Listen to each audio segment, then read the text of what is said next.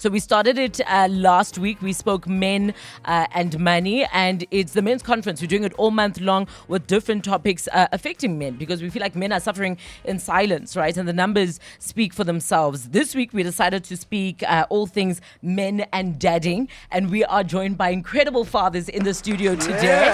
Yes. First up, he's a multifaceted South African actor, voiceover artist, television presenter, producer, motivational speaker, and most importantly, father. Ladies and gentlemen, Tumisho Masha is in the building. Good afternoon, everybody. Welcome. Good afternoon to everybody who's here in the studio as well. Last time we had you were here with your daughter, actually. Yes, I was. Yeah. Zina. Yeah. She was so happy to be here. Well, we were happy to have her. Yeah. Also joining us is South African creative entrepreneur, social innovator, best known as the founder of the Daddy Awards South Africa, Neo Mothopeng. Still have not been nominated for any of those, I guess. You just arrived, my brother. You have to do it for a certain amount of years and then you get a nomination. Yes, correct. On your stripes. Okay, I get it. Also, speaking of just arrived, you have a little one that just arrived. Yes. Hello, Bupilo. Oh, baby. Oh, Nana. How old? She's 5 days now? 5 days. Yeah, she was born on Monday. Wow. She was born on Monday. That's something you don't hear very often. Yeah, she was born on Monday. And then last but certainly not least is a celebrated South African hip-hop artist, entrepreneur, broadcaster, voiceover artist, and cultural thought leader. Ladies and gentlemen, Proverb. Welcome. Thank you guys so much, man. So good to be here in the company of incredible minds. But also big up to you guys for creating a space where as men we can come and engage. Yeah, no, great to have you, and welcome to Sandton, Pro. Thank you. I know what that means. I accept it and I'll take it to the chest. Anyway, on a serious note, we're here to talk about men and dadding, what that looks like in 2025. And anyone can take this. Do you remember the very first time you found out you were going to be a dad? Now maybe you want to take it because it's recent. Because it was Monday. Yeah. No, this is my second child. Yes. So my first one, I was on a golf course. And then I got a call from my missus. And it just disorientated my game throughout. And then I just had to leave, Yeah. Did she tell you on the phone? Yeah. She called me and I was like, hey, what's happening? And she's like, da-da-da. I was like, hold on, what do you mean? And she's like, no, we're having a little one. I'm like, what do you mean we're having a little one? A little what? I can't remember verbatim what she said. And then, I was playing golf. I was so excited. And I think I ended up leaving the course, man. Wow. What was the feeling? Were you excited? I was, Okay. because I was with the woman I wanted to be with. Yeah. And actually make a child with. And so, I was very, very excited. Tumisho, how about you? Do you remember? I was absolutely elated, but I can't remember the exact day or whatever, right? All I know is that period around then, just being so excited about having someone who is going to be my own child that I can raise and look after. I think your paternal instincts just start right from there, and you just looking forward to being fully a man, the protector, the provider, all of those pieces. I think we talk a lot about maternal instincts, and very rarely is paternal instincts something that is brought about. What was that for you? Did that kick in, or is it something that you gradually learned as you went? No, that did not kick in. Listen, my earliest memory is not so much when I found I was going to be a dad, was when I had to tell my parents that I'm going to be a dad. That's a conversation I remember. I can tell you what road I was on. I can tell you what I was listening to. I can tell you how that conversation went. But, my mom sort of laid out this prescription of what she believes should happen. And I feel like I then stepped into those expectations. So it was, now you're going to have to Get married. Honesty out of this situation. Now this has to happen. Now, you understand? So all these kind of steps, which I'm glad were there, because I think in my own mind, I was still under shock, uncertainty, fear, not knowing what was to happen next. So I'm glad I had these figures who could guide what was to happen next. Looking back and deciding, and you can tell us what you decided to do next, but looking back, was that the right decision for you then? Or is it like societal norms that require you, you're going to be a father, so now you have to create the situation that is perfect for the child? I think it's exactly that. It's a little bit of both. So in that there is a societal expectation expectation, but I'm also glad that is how it was done, because then, you know, I was able to be present with my kids when they were born. They were able to take my name, all of the things which for me were very important, you know, and I'm just glad we followed what we believed was the right way to do things. So yeah. Let's talk a little bit about that paternal instinct and whether or not, if, and Msizi, please feel free to also, because you're also a daddy, eh? No, I'm just glad you asked that question, Yeah. because it is ingrained into us that the idea that the moment you see your child in the hospital, everything's going to change in your life. And if I'm being honest, I didn't have that moment. And I felt bad for a long time thinking, of course I love it. It's mine. I love my wife, what she just did. But I think my love for my child, my son, has grown every day. The more that we connect, the more I spend time with him, the more he starts to speak to me every time he says dada, the cries, or get to know it them, gets yeah. more and more. I didn't have a sudden feeling of, oh my gosh, I'm so in love. Yeah. That was gradual, like with many things in life. But did you have and anyone again can take this, that feeling of, I imagine it's scary. It's a whole other human. You're the man in this situation. So should anything happen to this child, it's on you. Oh yeah. You're the protector. Definitely. I think for me, because I had my daughter when I was so much older. I had her when I was 40. I'd gone through all of that. I was like, I really want a child now. You know, if I'd had her maybe in my 20s, I would have been a little bit more apprehensive. I would have thought about, my career, life, all that other stuff. I was like, I'm totally ready. We had a nursery built for her, all that stuff. So it does help when that child comes along, and I was already in a mindset of, I just now need to get all this extra energy out of me and put it into a little person. Yo, can I just add to that? You know, now that you're asking and I'm thinking of it and we're having the discussion, I realize the first half of their childhood, you're doing a lot of things instinctively. You know what I mean? In other words, you know, you're preparing for their arrival, their early childhood development, their schooling, their whatever. You're doing all these things instinctively. I find that, because my kids are a little bit older for some reason. 19. Also, how old am I? But anyway, now that my You started daughter, at the right time. right? Sure, thank you, brother. Now that my kids are a little bit older, I find that it's a little less instinctive, a lot more intentional, because now I'm so aware that I'm trying to impress influences upon these people who I want to be individuals still.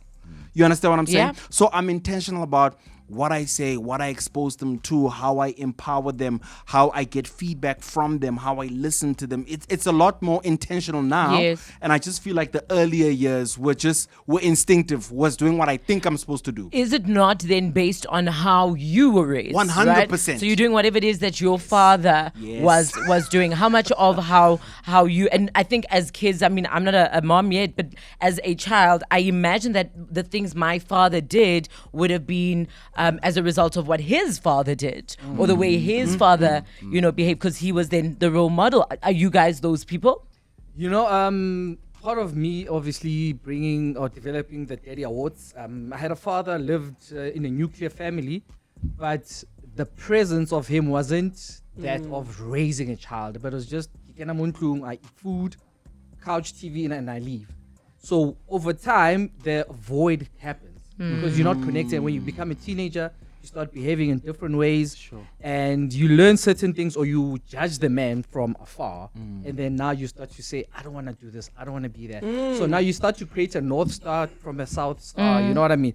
So for me, it was certain things I don't want to do, because you also have one narrative of your mom's. You know, you don't get his narrative, and he doesn't do justice by not coming to the party and say, this is how. But it's also because you weren't allowed to speak about it, right? So men, I feel like, weren't allowed to speak about their emotions, weren't allowed to even show emotions to their child. Like I think they had a hard time saying, I love you. There's that. Yes. I mean, I had a very different experience. My father was very present, and he was that I love you dad. You know, I love you son all the time. It Must was be like, nice. No, let me should tell be you like something. that. There's something to unpack. I There's something to didn't unpack always- here. When I became a teenager, I didn't always appreciate that, and I think that my rebellion came with, I thought my dad was a little bit too straight. So I was like, I just want to experience this life, because he was always there, like every Saturday, like, dog, are you gonna be here with us? Like, how do I get up to mischief if you are here watching us? But as I got older, I was like, oh, I get him now. You know what he was trying to do, and for me, having a child was trying to live up to his standard of being a father. Sure. Being there at all Wow. my games. Reading my report cards and saying things like, you're so amazing all the time, Wow. like you're gonna make it. Like my dad would always say, like he called me by my clan name, Tho and Masha, and like just all those. I was like, I have to do that. All these positive affirmations. yeah. Wow, it's very rare that you hear that story. Pro, you wanted to add? I honestly did. I wanted to validate that question firstly, because I do think a lot of how we raise our children is influenced by our own experiences, whether we are taking positives from what we learned or things that you want to modify, because in reality, we are bringing them into a different world. Our parents, most of the time, did the things they did because they were preparing us for the world that they knew and understood. Yeah. We now know that things have evolved now. There's a lot more dialogue between us and our children, a lot more vulnerability. We can be honest. We can have raw conversations. I couldn't bring up girls to my grandmother, I remember. I'd get Yes. smacked.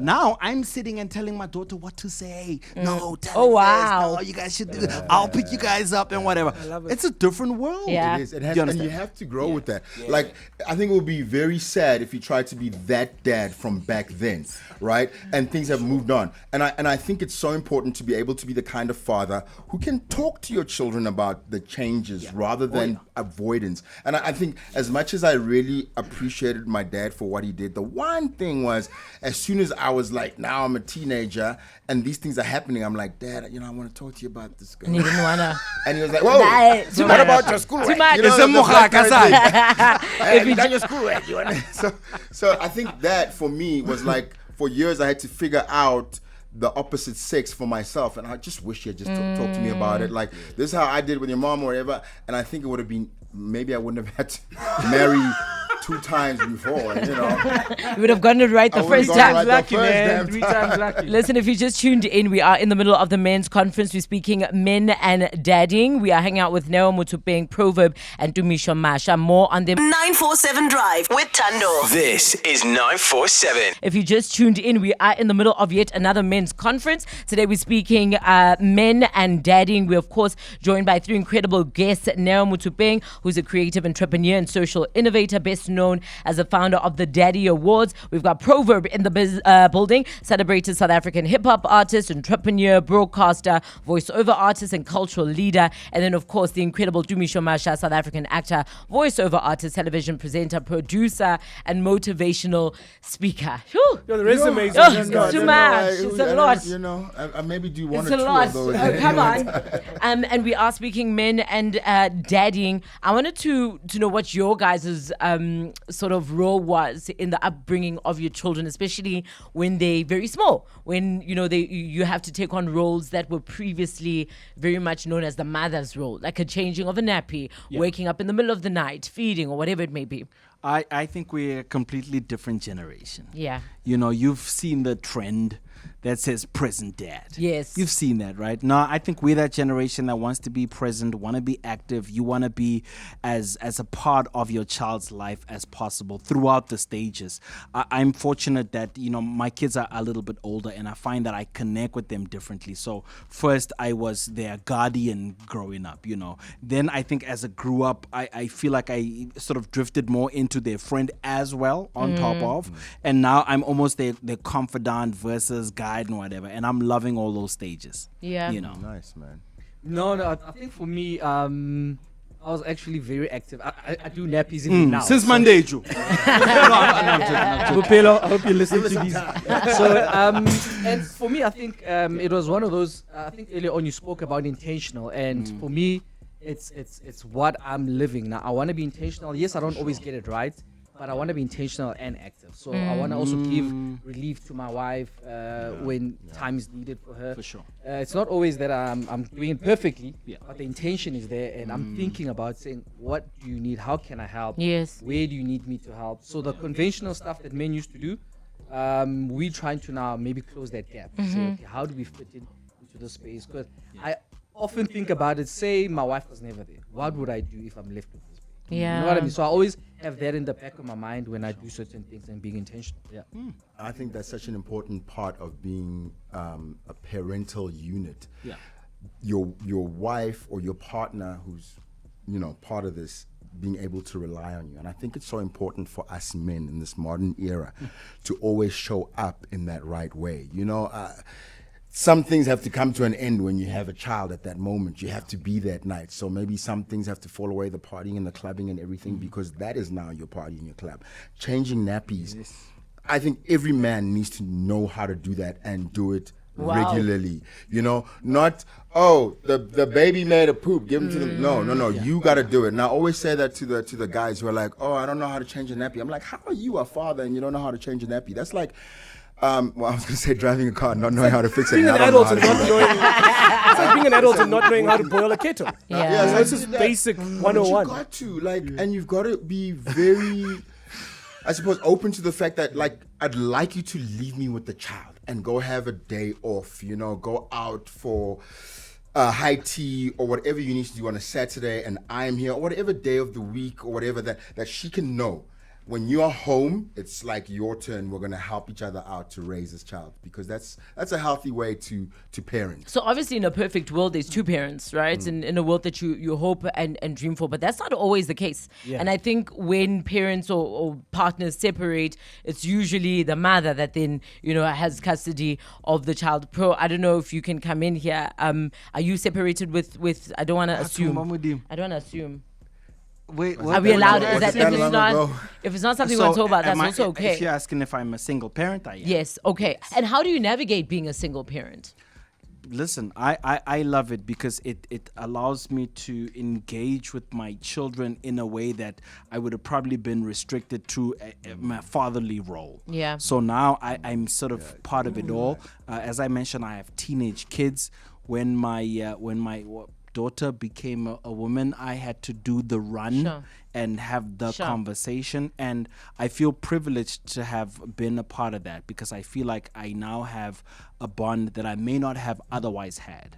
Just like when she has to engage with boys, which she does, I may not have been privy to those conversations, which I now have to be a part of as well. So for me, it's just made the experience a lot more holistic. It's been a blessing in disguise in the relationship that I have with my children. Yeah, but obviously it's not what one hopes and wishes for, and like you said, there's many positives that come to it. And I think single mothers speak a lot about the struggles of being a single mother, to say not that they hate being a single mother, but it's life would be better if I had somebody to do this with. Very rarely do we hear the struggles of single fathers. For sure. For sure. So, and I don't know, for me, and only if you're open to having the conversation, it's what are those struggles? Yes, we know that there's, the positives of that bond created, but it couldn't have always been easy. Sure, but I also feel like, life will never be ideal, nor perfect, nor as per the script. Yeah. I feel like just by virtue of being alive, there's always these unforeseen changes that come with life. But for me, that doesn't make life any better or worse. It's more how we then adjust our sails to the changing winds. Yeah. So for me, honestly, I have found the silver lining in a lot of what would otherwise be considered tragedies, So for me, this has honestly been a wonderful thing. I wonder now if I would relate to my children as I do had some of these unforeseens not happened. Yeah. So for me, I even struggle when you say to articulate what the challenges are. Because one, I've never seen them as such. And even after you kind of surmount them, there's so many lessons and learnings and fortunes that you take from it that you no longer think of it as a difficulty or a challenge. Perhaps that's also a personal attitude thing, I think. Exactly. So I'm gonna that brings me to the mental health of fatherhood. Right? How do you keep that? How do you wake up in the morning and not look at the glass as half empty, but more half full? It's very hard to keep that up. What is it that keeps you going then in this situation? So I love this, and gents, I feel like I'm hogging this part of the conversation. Tumisho, do you want to say something? I love this. Let me quickly just say my piece on it, and I'll step back. Because this is where I am currently in my life. I am such a subscriber to a holistic life. Mind you, this is a new thing that I've discovered, from my studies. I know you study too, but from my studies, I've been doing this personal mastery as a part of my MBA, and after learning, Yes, throw that in there. Can we get a ta-ta-ta-ta? Come on, about the different quotients and all that. But also, I've personalized it and taken a journey to say, in order for my physical health to thrive, and my mental health and my emotional health and spiritual health and all that, once I've started looking at life holistically, I find that one is able to support the other so perfectly and so much easier. So in other words, if you sort of treat mental health as like a singular aspect of your life, it's so much more that you have to kind of carry. But if you spread the weight of that, yes, because often we find that, and I could be wrong, because I didn't study this part. I'm not a psychologist. But I find that mental health struggles are a reactionary thing. It is because you're having challenges with your family, challenges at work, challenges in finances, challenges in whatever. So it's almost a secondary thing. Whereas if you deal with the primary thing, then the secondary thing takes care of itself. How do you guys cope with, just the mental, I'm going to say... Sure, because it can't always be easy. The mental baggage, right, of being a father, like when you sleep at night, and I don't know, and you guys all made faces. Maybe that's the wrong word. I think what I have a lot more, not even like mental health, I often have anxiety about the future now that I'm a dad. Okay. When you don't have a child, you're just like, man, whatever happens, one day at a time. Yeah. But now I'm constantly thinking about like where he's going to go to high school. Bear in mind, he's not even 2 years old yet. I've applied to 4 different high schools already. No, Michael House, but all right. Let's take it all the way. No, but genuinely, there's a lot of anxiety around the future, his future, my future. Am I going to be around for his future? Yeah. I have a lot of that anxiety when I'm at night, but I don't feel like there's a lot of pressure mental health wise. Okay. Yeah. You know what? I have to agree with him, maybe because we probably have a similar thing, Kabana. I also think, for me, how I cope around that with the anxiety I have around his future. Firstly, I say I have to be active with myself. I need to be healthy, and healthy being, try, even my wife helps, let's eat well. How you make sure that we have a longer life, and sport, be it running, whatever. And I wasn't so intentional about it, I was just doing it. But now it's feeding into that to say, if I can make sure I'm healthy, I can now start bringing a positive energy to my child's life. So yeah, those are part of the coping mechanisms that I've had. And the anxiety is always there. It doesn't go away, but I try to feed into me before I try to say, let me get him perfect, let me, because I'll still feed him that poison if I still have it, So yeah.